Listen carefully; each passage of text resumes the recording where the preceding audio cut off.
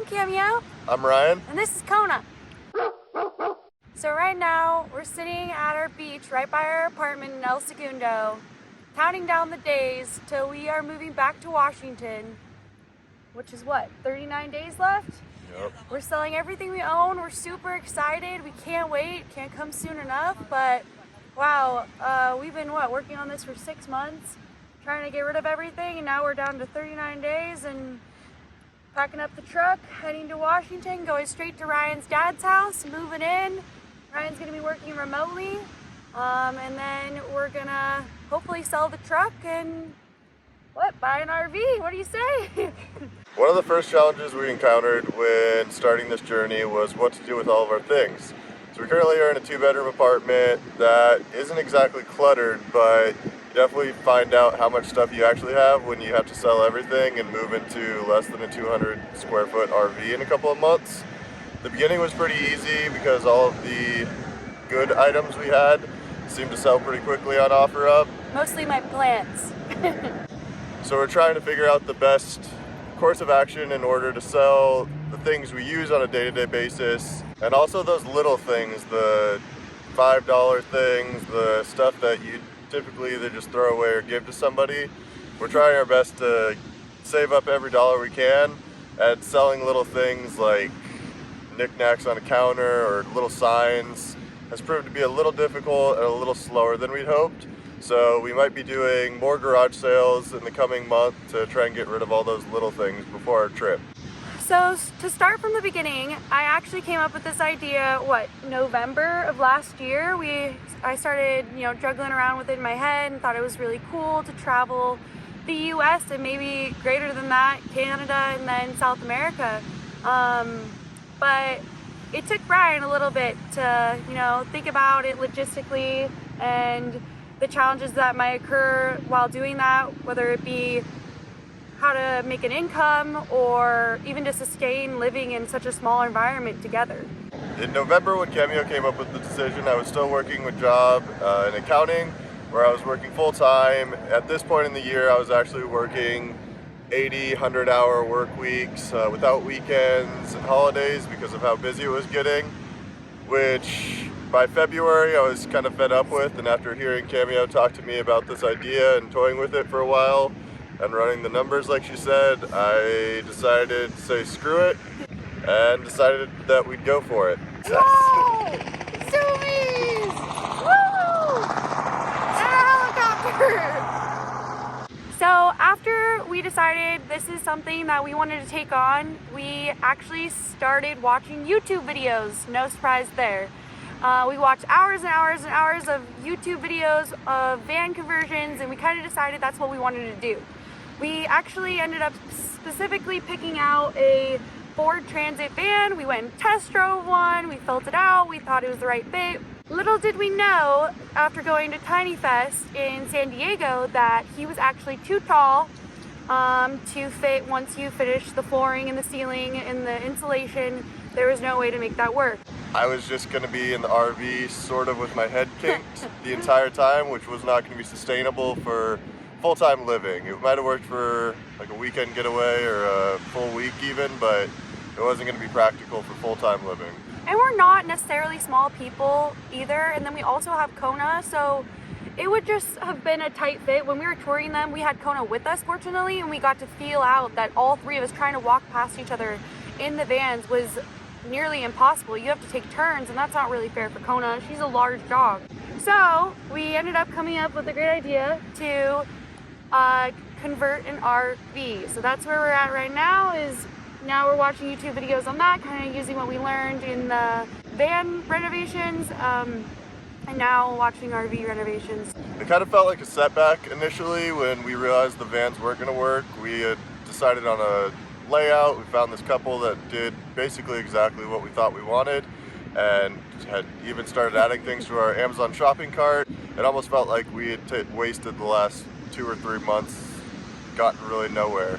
But once we toured a couple RVs, I think that mindset shifted and we realized how much more space we were going to have and how this could potentially be a really great thing. We would like around a 22, maybe to 25-foot RV. We're pretty flexible there, but they are very specific layouts the smaller you are.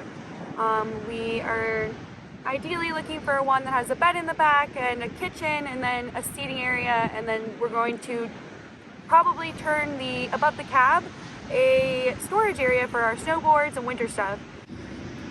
We really like the idea of being able to park anywhere with the van conversions, and all these videos, it just seemed like you could go into cities, you could go into national parks, you could go anywhere you wanted and park anywhere you wanted.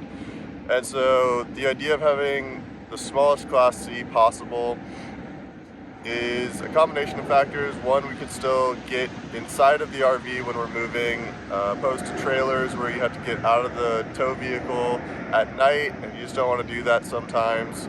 So we have that, which matched the van life motto that we had before.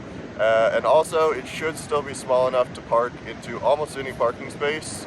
We're going to be limited a little bit in some situations, like city driving isn't going to be as easy as van lifers, but we're willing to make that sacrifice for the extra space with Kona and being able to do it full time. Yeah, like Ryan was saying, we're definitely going to be still having errands we have to do with no second mode of transportation, such as doing our laundry, getting groceries. Like, those are all things we have to think about doing while parking in a grocery store or a laundromat. Another reason we wanted to make sure it wasn't a trailer with a truck and we went with the motorhome, is because of safety. Going in and out of an RV parked in places you've never been, it's just safer to just hop out of the seat and go to bed. And nobody wants to deal with towing. So like everybody else, we've been living through the pandemic the last forever, it feels like. And as I'd mentioned before, in February, when I quit my job, our source of income kind of went down significantly. So budgeting is something that we've had to kind of keep in mind. It's been a little difficult because we're trying to consider everything that we're selling. Right now we're looking into spending hopefully around $20,000 on the RV, with a $5,000 to $10,000 renovation budget, which includes all the big ticket items like solar, our new generator, which we've already purchased, the toilet? Nature's Head toilet. The toilet, which is a $1,000 toilet, and everything else that goes with it. So let's talk about the renovation, what we're planning. So far what we have planned is obviously the cosmetic stuff. We do not want it to look old. We want it to feel homey and what we're, used to. We want to live in an environment that works for us but also feels clean and homey, and most motorhomes are pretty old and shitty. Can I say shitty? We're going to be updating the fixtures, whether it just means replacing them or just painting over them. We're going to redo all the cabinets. We're going to take out stuff that's extra. We know that most motorhomes are built to seat lots of people with big families. It's just going to be us, so we're going to make it so we have office space and a place to sleep. That's all we really need. Maybe some extra counter space for food prep. We will also be working on the window treatments, and we will update the lighting. It really will be a whole facelift for the RV. We also are going to be adding in insulation, which will also improve summer and keeping the AC in and keeping the cold out. But we'll go in more detail of making it 4 seasons capable ourselves later in another video. So as I touched on a little bit already, we've made a couple big purchases to make our off-grid boondocking possible. The biggest one is the EcoFlow Delta Pro, which is a solar generator. I'll link a video that describes it in a lot more detail and a lot better than I can, but in simple terms, it's basically a giant battery bank that's capable of powering the entire RV. It has a 30 amp plug, which is crazy for battery power. This battery bank could basically replace a gas generator.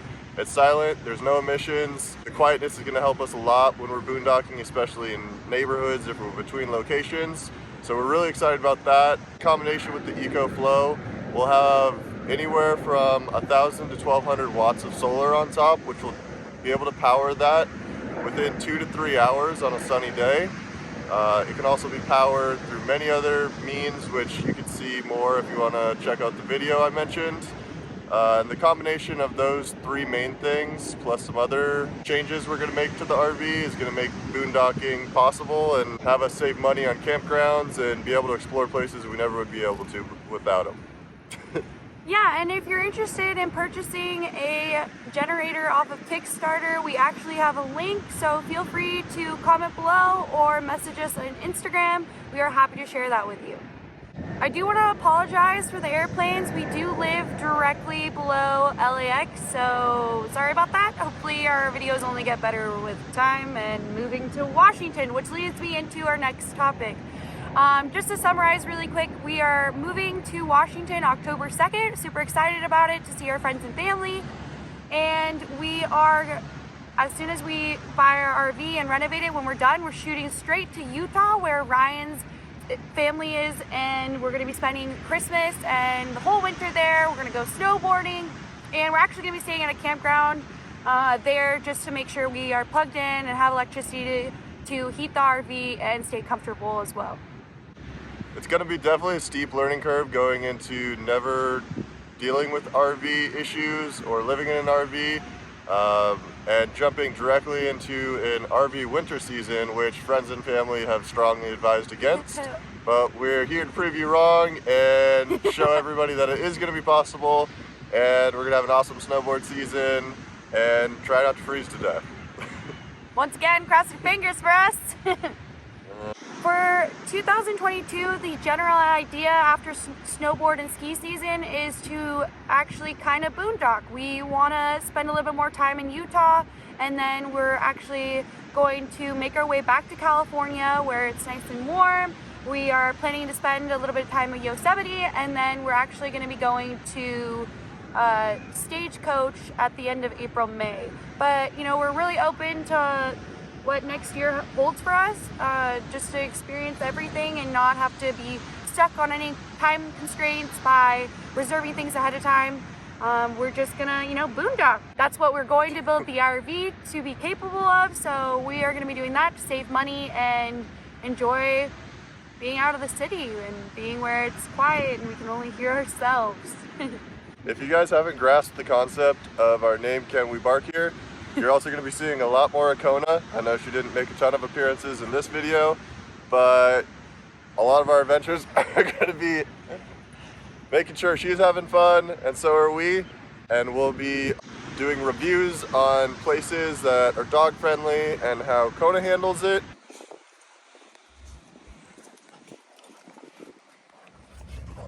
Alright, we just had a quick intermission of Kona playing with our friend Harold. And we just wanted to close off with something. So if you guys couldn't tell by our video, we still have a lot to learn and a lot to figure out, but if you want to watch us do that, stick around and we'll see how it goes. Bye. Can we park here? About to find out.